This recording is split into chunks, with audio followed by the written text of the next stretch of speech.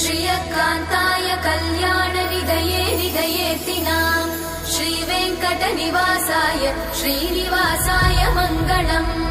लक्ष्मी सविभ्रमालोकसुभ्रूविभ्रमचक्षुषे चक्षुषे सर्वलोकानां वेङ्कटेशाय मङ्गलम्।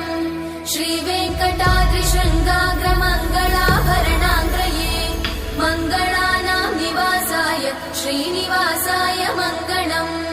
सर्वावयव सौन्दर्य सम्पदा सर्वचेतसां सदा सम्मोहनायास्तु वेङ्कटेशाय मङ्गलम्। नित्याय निरवध्याय सत्यानन्दचिदात्मने सर्वान्तरात्मने श्रीमद् वेङ्कटेशाय मङ्गलम्।